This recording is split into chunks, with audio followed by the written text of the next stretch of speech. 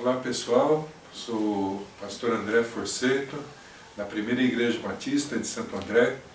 Estamos na classe Adoração e essa é a lição sobre, dentro do nosso livro, então Teologia do Culto, que a gente já vem trabalhando no tempo, caiu minha caneta aqui. A gente já vem trabalhando com esse livro há um tempo, e hoje vamos falar da lição de número 16, que é referente ao culto nos lares, o culto com os pequenos grupos. Desde que a gente falou da adoração, vem falando do culto nas suas várias formas, eu tenho destacado bastante que o culto ele pode ser tanto o tempo a sós com Deus, como a celebração dominical. E o pequeno grupo, justamente, é uma posição intermediária do que é a celebração dominical com muita gente, com a estrutura de louvor, de pregador e tal, e o tempo a sós com Deus, que é você sentado ouvindo uma música, lendo a Bíblia. Então o pequeno grupo é receber nas suas casas um grupo limitado de pessoas. E a importância então que a gente vai ver nessa lição, é importante a gente compreender essa importância do culto do pequeno grupo como instrumento de Deus para a vida do crente. A Bíblia, já em Gênesis, capítulo 2, versículo 24, fala o seguinte: não é bom que o homem fique só. Deus já pensava no ser humano como alguém que vive em grupos, e notadamente em pequenos grupos. Instintivamente, o homem cria pequenos grupos, seja na escola, na empresa, na igreja, porque em pequenos grupos as pessoas funcionam melhor. É um sentimento de pertencer e de ter significado. Na Bíblia, eu quero colocar 3 exemplos aqui de pequenos grupos que são bem interessantes. O primeiro exemplo, a gente vê Moisés no deserto, sobrecarregado em liderar todo aquele grupo de israelitas, e o sogro dele, Jetro, chega para ele e fala: Moisés, não é bom o que você está fazendo, vamos fazer diferente. Separe em grupos de 50, de 100, de 1000, aquela questão que for muito difícil para o líder de 50, leva para o de 100, for muito difícil para o de 100, leva para o grupo de 1000, e que for muito difícil, que ninguém conseguir resolver, leva para o Supremo Tribunal Federal, quer dizer, leva para o Moisés, leva para aquele que vai fazer a decisão final. Jesus também, ele trabalhou em pequenos grupos, no sentido que ele tinha muitos discípulos ao seu redor, mas ele separou 12 pessoas para estarem próximas a ele, para estarem mais perto a ele. É importante notar que essa quantidade, 12 pessoas, algumas pessoas trazem uma interpretação mística. Como assim? 12 é o número abençoado, 12 é o número que Jesus adotou de apóstolos, então temos que ter um grupo de 12 pessoas, passou de 12, ele se multiplica e vamos crescer novamente até que fique com 12 pessoas. Bom, a Bíblia não nos autoriza a levar para esse lado místico. 12 pessoas é uma quantidade que não é nem muito pequena, nem muito grande, mas se o grupo tem 14, não é pecado. Se o grupo tem 20, não é pecado. Mas se o grupo tem 50, ficar dentro de uma casa, a coisa já fica um pouco mais complicada, concorda? Então é um referencial para as nossas vidas. E outro exemplo que a gente tem de pequeno grupo na Bíblia foi do começo da igreja, a igreja primitiva. A igreja se reunia em casa. Por quê? Porque os irmãos daquela época tinham uma plena consciência que igreja não é templo, não são paredes, mas igrejas são pessoas. Pessoas que se reúnem com o propósito de servir ao Senhor Jesus Cristo, de adorar a Deus, de proclamar o Evangelho. Então, igreja, meus irmãos, são pessoas. Tem gente que fala assim: eu vou abrir igrejas, e sai por aí construindo templos. E não é isso que Deus coloca para nós. Deus quer que a gente invista em pessoas, em gente. Então, muitas vezes a gente tem mais gente até reunida em pequenos grupos, se for fazer a soma de todos os pequenos grupos que acontecem em uma dada igreja, vai ter mais gente reunida no pequeno grupo do que teria num culto de quarta-feira de oração, por exemplo. E não que tem que tirar o culto de quarta para reunir em pequeno grupo. Não, faz o pequeno grupo, faz o culto de quarta, faz o que tem que fazer. Eu quero compartilhar aqui com você Atos dos Apóstolos, capítulo 2, versículo 46. Olha o que diz a palavra do Senhor. Todos os dias continuava a reunir-se no pátio do templo. É engraçado, né? Os primeiros cristãos não deixaram de se apresentar no templo, não deixaram de adorar no templo.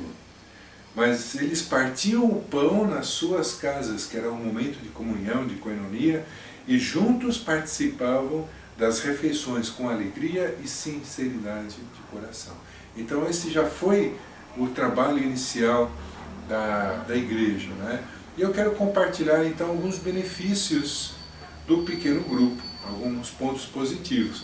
Primeiro é que o pequeno grupo aproxima as pessoas uma das outras. E temos algumas citações aqui do livro Koinonia, escrito por Ed Henriquevitz. Então a primeira delas é justamente isso. É impossível, alguns momentos está um pouco resumido, tá? Não está literalmente como consta no livro, mas enfim.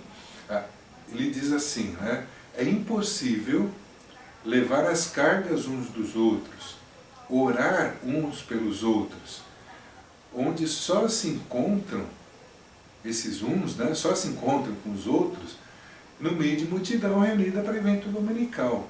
Então, eu quero amar o meu irmão, eu quero ajudar o meu irmão, só que você é um no meio da multidão. Vem, encontra a paz do Senhor, cada um vai embora e nunca mais se viu durante a semana, passou, né? A celebração no templo, ela acontece de forma individualizada, porém nos lares, a comunhão e o relacionamento é favorecido. No templo, se a igreja for muito grande, você talvez já tenha até passado por essa experiência, por alguma razão, alguma dificuldade, você ficou um tempo sem ir, uma semana, 2, 3. Alguém sentiu falta de você? Agora num pequeno grupo, sim. Você ficou doente, estão todos sabendo. Você não pôde ir, estão todos sabendo. Você foi, estão todos ali para te abraçar, para conversar, para ter um relacionamento. E a vida cristã é relacional. Outro ponto importante do grupo pequeno é que o grupo pequeno são salas de parto para novos cristãos. É uma maneira muito eficaz de evangelização, e o Ed Henriquevitz coloca aqui, a evangelização é mais completa e concreta através dos relacionamentos pessoais, já que as pessoas podem iniciar o seu contato com o Evangelho não apenas ouvindo a pregação, mas principalmente vendo o Evangelho funcionar na vida dos cristãos com que convivem. Muitas vezes uma pregação na celebração dominical é algo teórico, é algo que aborda princípios de vida cristã, e a pessoa que está buscando a Deus, ele chega ali, ouve uma série de conceitos e sai dali com uma interrogação: como que eu aplico isso na minha vida? E num pequeno grupo ele vê isso acontecendo na prática. É um negócio tremendo, é muito abençoador. E grupos pequenos também são salas de parto, né, para novos líderes. Porque, também aqui, né, mais uma citação, quando ficam mais próximas uma das outras, passam naturalmente a intercambiar as suas riquezas, sejam elas dons espirituais, experiências de vida, recursos financeiros, oportunidades, etc. A pessoa tem que ser muito fechada, tem que ser muito egoísta para participar de um pequeno grupo e não compartilhar nada dela. Naturalmente as coisas acontecem porque você está vendo a necessidade da outra pessoa, você está sentindo a coisa acontecer, e mais, as habilidades de cada um ficam mais evidentes no pequeno grupo. Eu participo de uma igreja grande, a primeira igreja batista de Santo André é uma igreja muito grande. Tem muita gente que toca violão melhor que eu. Mas nem todos esses estão disponíveis para estar no meu pequeno grupo. Então, quando o casal que lidera, a Marta toca, ok, mas já teve a oportunidade de eu poder tocar com ela. E na igreja, no grupo grande, eu não tenho essa oportunidade. Seja por falta de tempo, seja por ter muita gente melhor do que eu, mas lá no pequeno grupo, então, eu pude colocar isso a serviço do grupo. Você pode fazer o mesmo também. Pequenos grupos estendem os limites do cuidado do rebanho. Quando a gente fala rebanho, são os membros da igreja, né? Por quê? Mais uma citação. Muitos problemas das pessoas são resolvidos com desabafos, intercessão e aconselhamento mútuos, troca de experiências ou exortações amorosas. Ah, meus irmãos, a Bíblia fala em Efésios 4:25, vamos lá. Efésios capítulo 4, versículo de número 25. Portanto, cada um de vocês deve abandonar a mentira e falar a verdade ao seu próximo, pois todos somos membros do mesmo corpo. Quando vocês ficarem irados, não pequem. Versículo 26. Apaziguem a sua ira antes que o sol se ponha, e não deem lugar ao diabo. Versículo 27. O que furta, não furte mais, mas antes trabalhe, fazendo algo útil com as mãos, para que tenha o que repartir com quem tiver necessidade. 29. Nenhuma palavra boca saia da sua boca, mas apenas a que for útil para edificar os outros, conforme a necessidade, para que concedam graça aos que ouvem. Aí eu vou pular para o 32, olha que interessante. Sejam bondosos e compassivos. Todas essas recomendações Paulo vai dando para o trato das pessoas, né? Para o relacionamento do cristão, e ele finaliza assim: sejam bondosos e compassivos uns para com os outros, perdoando-se mutuamente. É o exercício da mutualidade, assim como Deus perdoou vocês em Cristo. Olha que interessante, né? A expressão uns aos outros acontece muito na Bíblia. Ela aparece muitas vezes. E a gente tem que entender que isso faz menção a você, faz menção a mim. Uns aos outros somos nós. Somos nós que podemos ajudar outras pessoas. E o pastor Abner, várias vezes ele fala isso, e é muito verdade. Quando a boca cala, o corpo adoece. Quando a boca fala, o corpo sara. Por quê? Porque quando você manifesta seus medos, seus temores, suas inseguranças, seus problemas, é parte do processo de cura da sua alma. E isso acontece quando a gente está num pequeno grupo. Você não vai fazer isso numa celebração dominical no meio de mais de 100 pessoas, 200 pessoas, 300 pessoas, e levantar lá e ficar desabafando os seus problemas. Mas num pequeno grupo você consegue fazer isso. Os pequenos grupos facilitam o processo de ensino-aprendizagem. Então, citando mais uma citação aqui de Renekiewicz, nas pequenas reuniões a Bíblia é particularizada. Reunir poucas pessoas e colocar a Bíblia em suas mãos gera o ambiente ideal para que todos contribuam de tal maneira que a palavra de Deus possa aplicar-se à situação específica de cada pessoa. Ontem tivemos uma experiência muito interessante no nosso pequeno grupo, ou melhor dizendo, no pequeno grupo do qual eu participo, onde o líder, o Gil, me convidou para trazer o estudo da noite. E eu terminando o estudo, uma pessoa colocou uma dúvida, outra colocou outra dúvida, e a dúvida dessa pessoa foi respondida por uma quarta pessoa. Então houve essa troca de experiências, que é uma coisa muito gostosa, onde o conhecimento ele pode ser detalhado, o conhecimento ele pode ser compartilhado. Então no pequeno grupo não há problema, você não tem, olha, o pastor falou e você fica quieto ouvindo. Não, as perguntas podem ser feitas e respondidas por qualquer um. Isso facilita então a sua aprendizagem, conhecer melhor a Bíblia. Nos grupos pequenos também há espaço para eu te amo e tenho tempo para ouvi-lo. Eu te amo e posso te levar no hospital. Eu te amo e posso te ajudar com a sua família enquanto você está desempregado. Então, meus irmãos, pequenos grupos viabilizam a concretização do amor fraternal. Num grupo muito grande, numa celebração dominical, você não fica muitas vezes sabendo do problema do irmão que está do seu lado. Mas num compartilhar no pequeno grupo das orações, do desabafar, né, daquele momento mais informal, então viabiliza para que o pequeno grupo manifeste amor com as outras pessoas. Então o pequeno grupo facilita o entrosamento e a familiaridade, né? E o pequeno grupo também abre um leque de possibilidades de serviços cristãos, né? De você fazer um serviço cristão ao próximo. Então, mais uma citação: cristãos podem e devem se unir com outros que possuam os mesmos interesses, a fim de se mobilizarem para ministérios úteis. Trabalhar em equipe é sempre mais estimulante, além de ser mais eficaz. Então, o pequeno grupo ele não precisa necessariamente ser um grupo que trabalha preso à geografia. Olha, estão reunidos aqui as pessoas que moram no entorno da minha casa. Não, ele pode ser um grupo que se reúne baseado em interesses comuns. Olha, eu tenho chamado missionário, então eu reúno aqui na minha casa pessoas com chamado missionário para orar por nações, para fazermos viagens missionárias, para estimular uns aos outros. Isso é um desenvolvimento do ministério, do serviço dentro do pequeno grupo.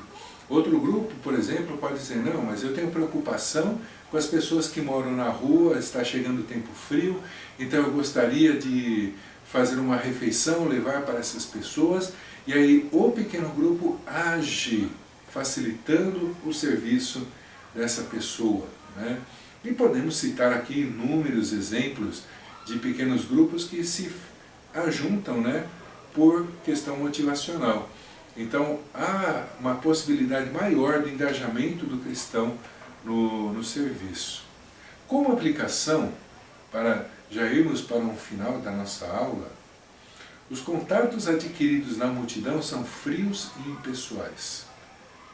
Muitas vezes os filósofos falam que é a solidão no meio da multidão. E muitos de nós já se sentiram assim, solitários no meio de um monte de gente. Mas os relacionamentos que satisfazem são aqueles sustentados e alimentados pela proximidade adquirida por uma saudável convivência. Participe de um pequeno grupo. Vai ser bênção na sua vida. Vai ser edificante na sua vida. E com certeza, a sua vida vai ser bênção para aqueles que estão ao seu redor. A nossa conclusão aqui, que incentivar a criação de pequenos grupos foi, é e sempre será uma necessidade dentro da igreja local. Todos os esforços dedicados no sentido de realizar culto nos lares periodicamente encontrarão sua recompensa. E por fim, a igreja que investe nesse ministério verá na vida de seus membros resultados positivos, o que será refletido nela própria. Eu sou testemunha disso, vivenciei pequenos grupos enquanto pastoreava clube de campo, vivenciei pequenos grupos, vivencio hoje na nossa igreja, né, na PIB Santo André. E eu posso dizer para os irmãos, para você que nos assiste, é bênção em nossas vidas. Vale a pena participar, vale a pena ter esse momento de comunhão. Mesmo que você seja uma pessoa atarefada, reserve um tempo para interagir com proximidade com outras pessoas. Você será abençoado e esse é o nosso desejo em nome de Jesus. Tenha uma boa semana, Deus te abençoe e espero muito em breve te encontrar pessoalmente em nome de Jesus. Amém.